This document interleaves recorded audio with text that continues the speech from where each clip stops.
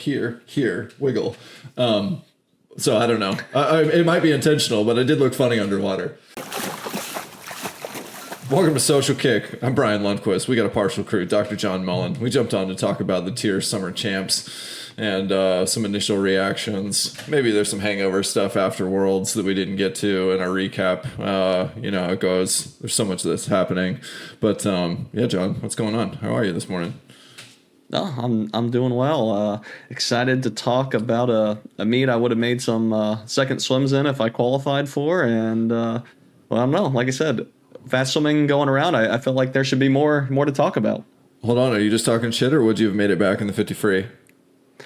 Well, I think I would have to qualify for the meet first, and the qualifying times are still pretty quick, like current U.S. national-ish time. So I don't think I'm popping a whatever. It's probably a 23 low or 22 high in the 50 free long course. All right, so just joking. Wouldn't have actually made it back, but you know, wouldn't have made the meet. But if I did make the meet, I think I would have made it back. Yeah, you would have made it back because has there been anybody who didn't make it back at this meet so far? I don't know. I'll have to look at it. Maybe the men's 50 free actually did have more than, because they got A, B, C finals, right? But there's a lot of open solo swims in those C finals, man. I know. Yeah, the C final solo swim. There's got to be a name for that. Got to be a name for it. Well, I don't understand, because normally when it comes to prelim seeding, they adjust it so that you don't have like heat one is just one person. They have like usually it's like at least three people in heat one, and then heat two is also smaller as well. So I don't know why they do it in finals. Like, how come in finals that you can have one and then the B finals full? Well, I think points come into play for such a great meet like this. Okay. Well, I don't know. I think there's team points, and then there may even be like, I'm not sure how all this like silver medal club and all that stuff works, but it may even be based off of that, off of ranking. So it's like, hey, if at SECs, do you want to swim the C final or D final where you get exhibition points, or you could go get your 1 point in lane 8. So I think it's a similar mindset, but I do think maybe some reassessment of this meet ahead of time when there's like 17 people in the event, been like, all right, you got to beat one person to get a second swim here. I mean, they don't even, it should be the bar, maybe. I don't know. Yeah, but they don't even do that at the World Championships. Like, which event was that? I mean, I think also meet should do like an internal, just like, okay, let's do a little gut check on the amount of people here. Okay, I think we can call A B final good to go. We don't need to have this C1. Yeah, I don't know. The similar thing happened in Ironman recently, where they changed the qualification standards for the World Championships, and then the women. It used to be like really equitable between men and women in terms of the spaces available, but that doesn't match what the population is, because triathlon is like 80% male or something absurd, like heavily weighted toward male. So it's far more competitive to get one of the spots than it is for men than it is for the women. And so to like get around like some athlete roster limits, Ironman recently changed their criteria, and it is so there technically are overall fewer slots available for the World Championships for women, but it's proportionally sized to the athlete field. And so to take the like male female thing out of it, if for swimming it's like it to your point, it makes sense if you were to like calibrate it based on how many entrants there are per event as to how many qualifiers there can be for the final, 10%, 20%, something like that, make it back, but not like 95% of you get a second. 100% at this meet, man. I mean, my question, I have two questions. I'm like, one, it's like, what can we name the solo second swim? When you're swimming by yourself, there should be a name for it. We got to come with something. If anyone listening to this, anyone ever listens to this, we need to come up with a name for a solo second swim. And then two, what's the furthest event you would do a solo swim by back in your like swimming career? Would you do 100 free solo? I mean, if it was up to you. Well, give me more context. What do you mean? Like, I've done time trials and everything. You're at this meet, right? I don't know. You go a 50-point 100 free. Yeah. Are you like one in your best? What was your best time when you swam in the 100 long course free? 49.1. Right. So not your best time, but not like the worst swim of your life for a prelim swim, probably. All right. Would you swim 100 free again, or like could you get up again and go in a C final by yourself? Sure. Or you'd be like, dude, I'm embarrassed. I don't want to do this by myself. I mean, The fact that I was, You see what I mean? Yeah. Well, Like me, I'm like, do I want to go bump like a 220, 200 fly at this meet by myself? Hell no. No one needs to see me do like a 40 last 50 and a 200 fly. Well, so maybe, I'm definitely not going that far. yeah, but you're putting it in the idea that it's your worst, that you had a bad swim, but like Sure, maybe, yeah. but it's, I don't know. We could look at it. Yeah, and if see you could go like, best time and you're feeling good, yeah, why not, right? Yeah, Rock I think it. that's most people who are going to this meet are not going to compete for points, even though we think that's why they're structuring it this way. They're going to like get a one swim, get two swims, especially traveling all over the country because this meet's in California. Like most people travel pretty far to get there. Yeah, so but I mean, I've done time trials and I wouldn't have any problem with that. Like if I'm there to get a good swim in, then it doesn't matter if I do it at practice or if I line up on the blocks. The only embarrassing part is that I got last in the morning. Big time. And it's like, hey, everyone, this is the last person. We know they're last. Yeah, they're definitely last. They were very last in prelims. Yeah. I guess another thought is like, so can you get world records in like a solo time trial? I forget. Yes, you can. I don't know if you still can, but I think there was like the controversy around Popov getting it in a solo time trial way back. And then pretty sure Cesar Cielo's 20.9 is a time trial. No, and that was I think Brazilian. There was people in that one. I'm maybe not sure. He was just so far ahead that it was maybe I'm mixing things. Okay, so that was not a time trial, but Popov I thought did 21.6 in a time trial. Okay. Yeah, I don't recall any of that, but I'm just like thinking, I'm like, what if, I don't know, you get a cut, you break a record, and you're in this heat by yourself with no waves. I think you could argue there's some sort of advantage of this as well. And obviously the C final is unlikely to have something like that, but I don't know, you get some 11-12 qualified for this meet. Maybe that's a nag time, and it's, I don't know, it just really changes the field. But one thing that it does make it kind of fun when there are just 2 or 3 people, I don't know, this gets back to like how to make swimming more fun. It's like people love time trials. People love one-on-one races. I don't know. There's something about when you just have 2 people up there, you're going to root for them and cheer for someone. Versus when there's like 8, it's like, all right, it's another heat or I don't know who to root for. But when there's just 2, there's a different feeling. I agree. There's a different feeling with 2. I mean, it's not the same as the stakes of there being a swim off for a single spot. Sure. But yeah, I still find there's some entertainment in the early heats of like world championships where there's a lot of the universality entrant athletes who didn't necessarily meet the qualifying standard to be there. But then you're still just like evaluating their stroke or, like there's always something to see visually, So, yeah. And you brought up good points about traveling there. You're tapered. You might as well go for it. I mean, we call it second swim. What about send it solo? Send it solo? All right. If you guys like send it solo, you'll have to let us know. Or if you have something better, let us know. But I'm trying to think, it's like get out swims or, we got to swim off, things like that. It's like these are kind of like fun little names for it. So solo swims, if this were to ever happen at another meet again, we can be ready. Well, it'll probably happen at another meet, but so far. Only at the highest levels or highest stages of meets this happens. Right. And I wonder if this is actually fewer entrants overall than USA Swimming expected for this meet. Oh, it's got to be. I think it's got to be, right? Yeah. It seems strange that they would put on this kind of infrastructure and only have this many entrants. Yeah, I mean, they just had juniors there, so like the infrastructure is kind of there. But I'm like talking with my wife, and I'm like, there's more officials than were in this event. There's more officials there than are in this mile that has 10 people. Like, doesn't that seem off? Like, doesn't that seem like a wrong use of resources? I don't know. So I definitely think they underestimated there, and it gets to me into the question. Like, so we had in June, obviously, championship trials. Like, should we have had both of these meets? Are both needed? I know you and I were messaging like, hey, we're kind of used to just like a summer, August championship meet. That's what has always kind of been around, and that's what I was used to for when people qualified for meets. But now times are changing or things are changing. So is it even needed to have this meet as well? Yeah, I don't know.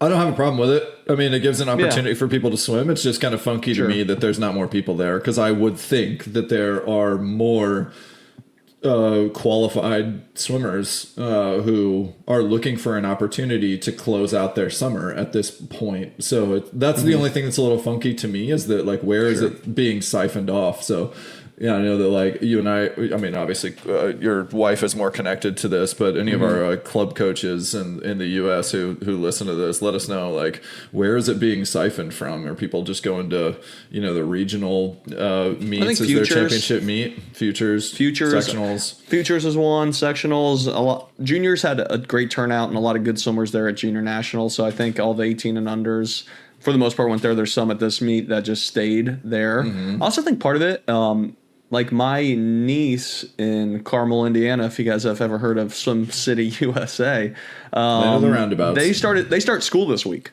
So there's a lot of places, I think, around the nation that are starting school earlier. So now this is bumping into that. And if you can, all right, there's no qualifications here. You already want the championship trials. Hey, let's just go to futures maybe. Or like, hey, we already did another big meet. That makes sense. All-star 17-year-old, why do another travel trip? And then, man, I don't know, club finances, a bunch of factors are maybe running into this. But I'm with you where I guess there's no harm in having this other meet, but I think trying to make it fancy or really, make it a big deal. And I assume, like, I guess even at TYR Pro Series, they'll have some of these issues where there's not many competitors, but, the big names still have, like, appearance requirements for their sponsors, so that's why I think a lot of these big names are there. Really? You think they're there for appearances? Yeah, I think so. I would imagine on Dressel's thing, it's like you got to go to like 3 or 4 big meets. Oh, at a certain level. I don't know. Yeah, no, that's an interesting take. I wouldn't have thought that, but I don't know. The only thing that I see there is, I told you this yesterday, the deboer, man. DeBoer's leaning in, and I keep seeing more athletes. Where there were 3 in the 50 free final. It was Caeleb and deboer. You had Hunter and deboer, and Brooks Curry also wearing them. So, and then I think was Tori the only one at Worlds who was wearing deboer? Only one I noticed. You're better at picking that up than me, but I know she's sponsored by deboer. Like her and Caeleb were like the 2 big names that they kind of came out with. I mean, my wife Carlene, she was like, "What the heck is this suit?" I'm like, "Oh yeah, that's Caeleb and Tori's." And she's like, "Well, look, who's that?" So it caught her eye that multiple athletes were wearing it too, and kind of surprising. Yeah, did you even know about that brand before? No, I did not know much about it. What do you know they're about bigger. it? Well, they're bigger in triathlon. So, and they've been making waves, signing bigger athletes. And so I think this is like another phase of their push. They were known for wetsuits, and so but they did a similar thing where when they got into triathlon, they went over like big name athletes, and then actually there's some athletes that like once they got in the suit were like they maybe wore it for a year and then went in a different direction. So they still have a presence there, but it's they're athletes are trying to find what fits and works for them. So interesting to see them in swimming. You pivot. Yeah, well, I'm not saying it didn't work. It's just like I think this is another phase of like they're probably continuing to iterate on technology, but like it's such an interesting play to me because I mean I can't imagine that there's like a whole lot more room for innovation in suit technology, and so like to look at the swimming space and go, sure, it's like a commoditized product, like. All we need to do for the men is make a fabric suit from knee to waist, and like I don't know. As we know, there are periods of swimming where there's been like heavy concentration around one particular brand. I mean, to me, the peak of it was Speedo Lasers, where like everybody had to have it because it was clearly the better suit in that era, and then. Then it became more like democratized, and now it's kind of like, I think probably difficult for people to differentiate. It's very personalized, but it's also an interesting space as a business to look at that and go, yeah, big opportunity there. Because then it just comes down to brand, and like, you got to invest in marketing. Numbers. Yeah, they must have crunched the numbers, been like, hey, we got this many swimmers, they buy this many tech suits, this is how much it costs to get 2 of the biggest name athletes. Let's go for it. Or like the numbers make sense there. Because I don't think you dive in with Caeleb and Tori unless you're pretty confident on, just those numbers that they figured out. And obviously being in a different space, triathlon and all that is more adult than age group. So different numbers and things to go for. But I think, yeah, a similar crossover there. Since you mentioned Dressel, what'd you think of his 50 and how he looked? Yeah, start looked good as always. Mm-hmm. He got Jamie Jack ate him up swimming freestyle, so did Hunter. So Yeah. I think I don't know. I don't know where he is, but obviously that's Dressel being able to pop out like 21s in season is what he used to be able to do. 22 flat, 21.9 is kind of like where he could go in season. I don't know if like without any rest if he got a whole lot faster than that. He's a pretty typically big in taper season. guy. Yeah, He usually had a big drop at the end of the year, and he'd be like kind of big and bulky throughout the season, and probably doing some more volume at Florida. So, I don't know. To me, it kind of seemed like that a question mark on how fresh is he, how much training has he done. But start looked good as always. I need to look at it a little bit deeper. Yeah. I didn't look at it a ton, but I mean, I thought the time looked good. I don't know. I still feel like ever since he kind of returned recently, like even at trials, he's just not grabbing as much water as he used to. He's just like slipping or like windmill and slipping where he gets run down in the water. So I don't know. We'll see if he can ever capture that again. And obviously the 50's back in the realm. Hopefully he can keep in the water and keep training, because I know we're always excited to see what Caeleb can do. Yeah, for sure. And the other thing that I'm on the lookout for is I think I caught wind of him saying something about like wanting to get stronger to specialize in the 50. And I mean, Hulk face. Yeah. Yes. But like Cam McAvoy's like pretty big, and noticeably like not even that like lean compared to some of the other guys in those events. Ben Proud, super jacked, lean, very lean. But like these are big dudes. If you ever stand on a pool deck next to these guys, they're like they're pretty big, and I just mean like tall and height. Like they've been hitting the gym hard, so like they figured out a way to stay on top of the water. Like that's to me what stands out when you watch Cam McAvoy in the 50 free at Worlds. It's like he's sitting on top of the water, and so to me the challenge with Caeleb is being able to stay on top of the water. That's personally what I always felt is like if I was really big and strong. Is being able to stay up high in the water and not being like down and buried, and that's a tricky balance. So I mean, I'm sure he can figure it out, but I think that's the concern for me when I hear somebody say I want to like get even stronger. I'm like, okay, but can you apply it? Like, can you get strong and also apply it in the water?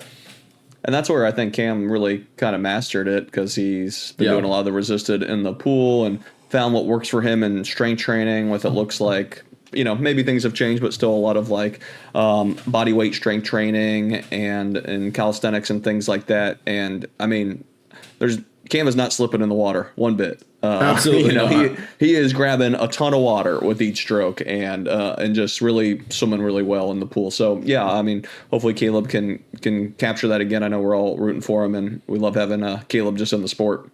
You know what Cam's thing reminds me of is you remember like the technique that Janton would teach? Mm-hmm. Yeah.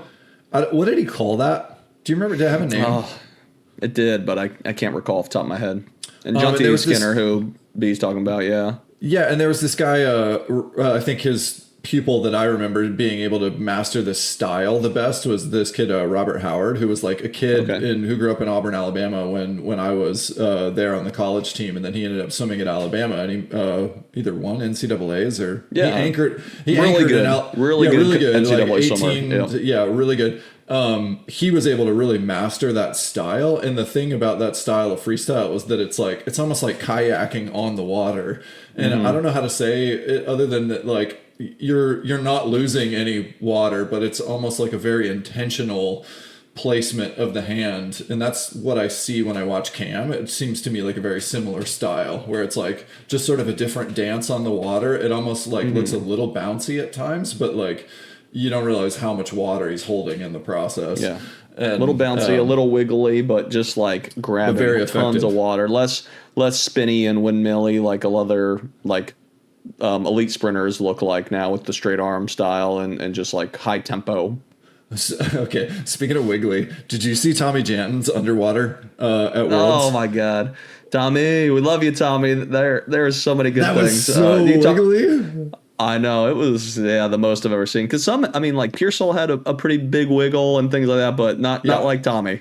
Not like Tommy. Well, I told you, like, I remember my buddy Wade, who's from Texas with Pearsall, used to say that, like, Pearsall talked about that, like, a side crunch.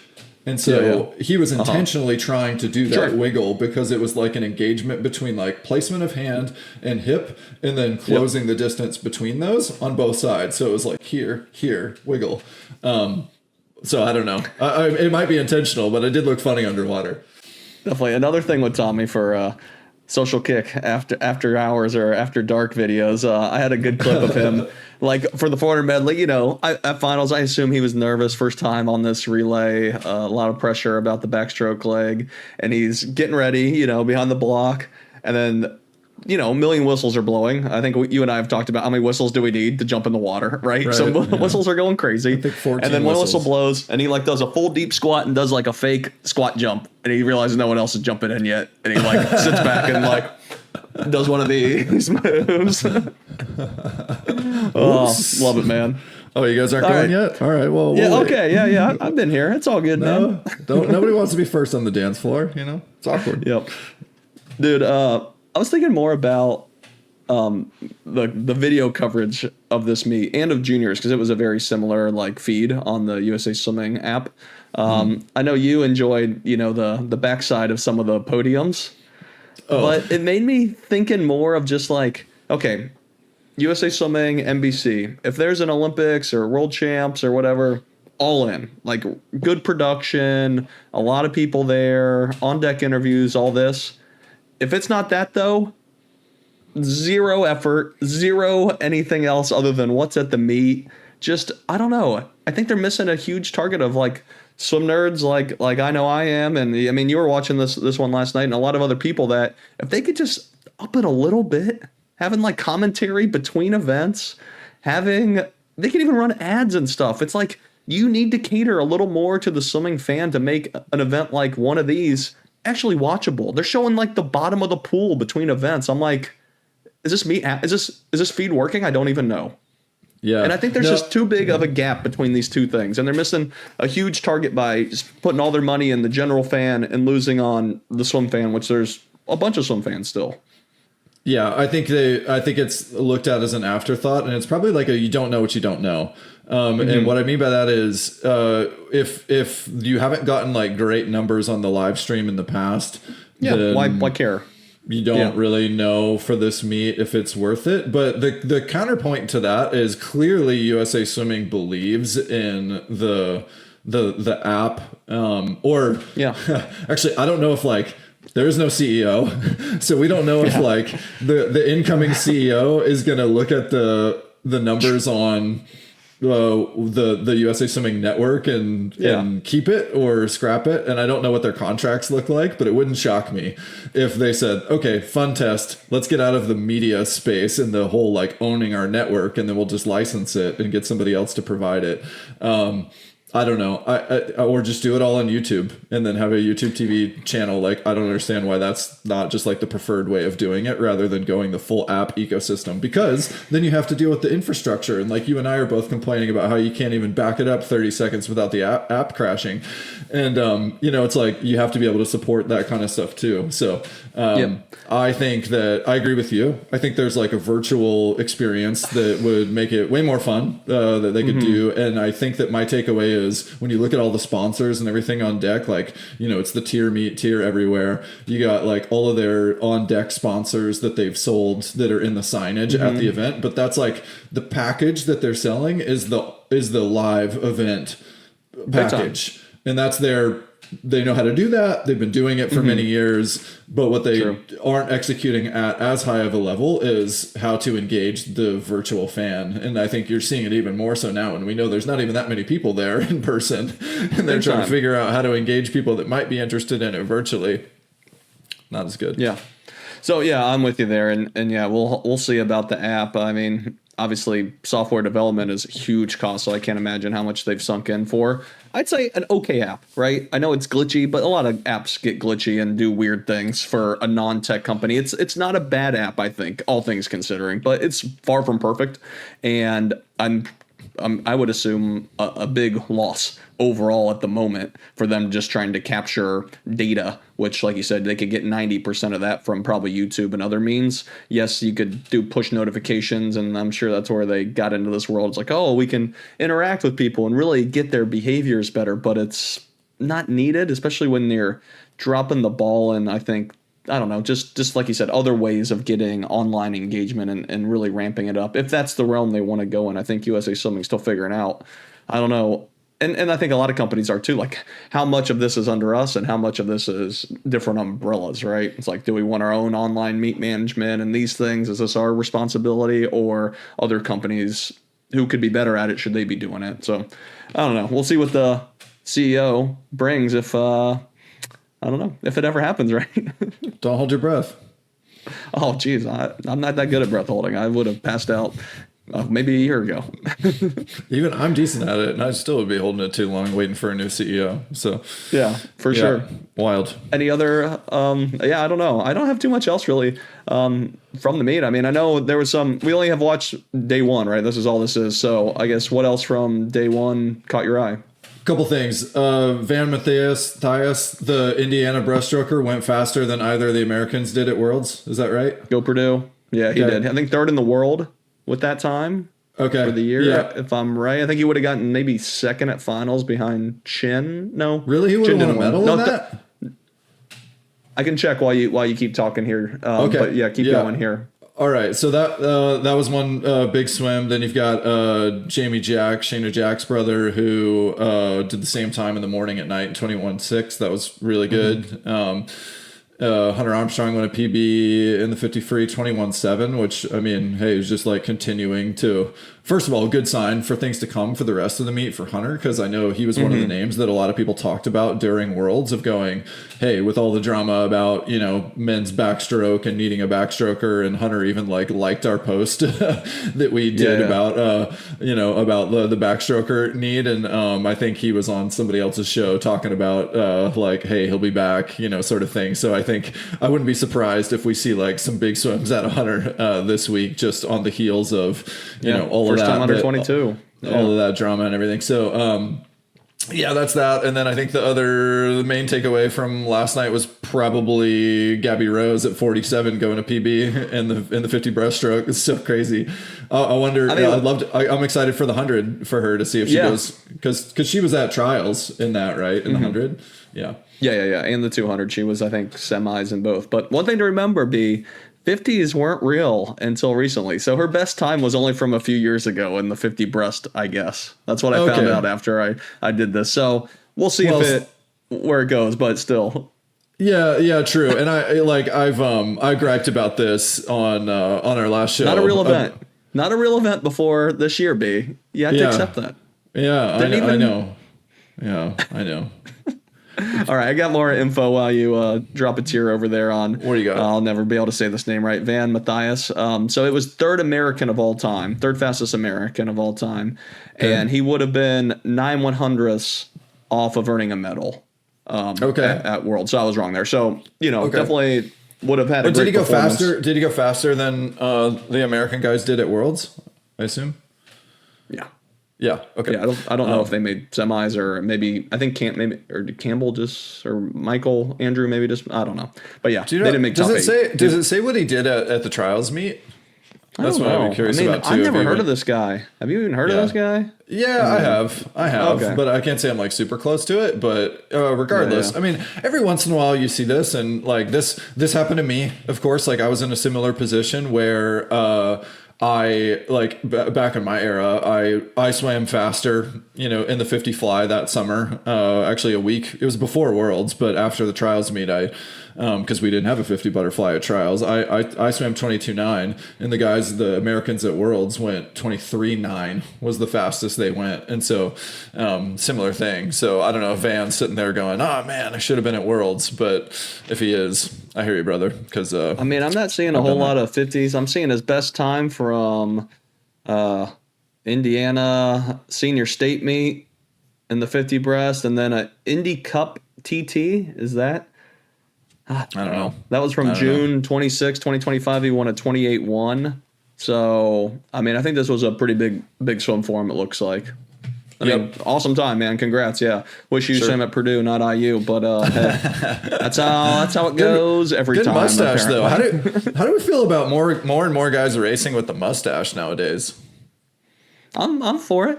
I mean, I think it looks ridiculous, but it gives me a little chuckle every time, and that's what I'm here for with a lot of people swimming, right? I mean, wasn't Chicon's world record set with a mustache? Yeah. Maybe he's got to bring it back. There's some mustache magic, I think. Yeah. Who is it? Abraham, the 50 flyer. I can't think of his last name and likely can't pronounce it. He had a real strong stash at World Champs. If anyone can think of his last name, I don't think you know who I'm talking about. I think his last name starts with an E. But yeah, amazing stash, real thick. It's like a super bad thick study. Mustache. Really, a thick one, like a Tom Selleck stash. Oh, exactly, real thick, dude. Your foil from your face, it goes beyond your there. So I think the drag is 0. So we think so do the goggles matter though? I don't think much really, but I mean, don't tell goggles people that. Don't tell Luke that he needs every 100 thing get at world champs for old men and women. Yep. All right, yeah, that's all I had, man. You got anything else from the meet? Nope. I'm excited to see the rest of it. We'll keep it rolling. There we go. Yeah. Thanks for hanging out with us. Let us know if there's anything that you're looking out for at the meet. I know we got that in our last show or a couple shows ago talking about like, hey, what other storylines that you guys are interested in? So if there's anything that you are interested in that you want our take on, let us know in the comments and we'll be watching along with you. Thanks for hanging out. See ya. Hey everyone, thanks for hanging out with us. If you enjoyed this episode of Social Kick and you'd like to see more, subscribe to the channel. And we love talking swimming and we'd love to talk about swimming with you. So leave us a comment and we'll see you next time.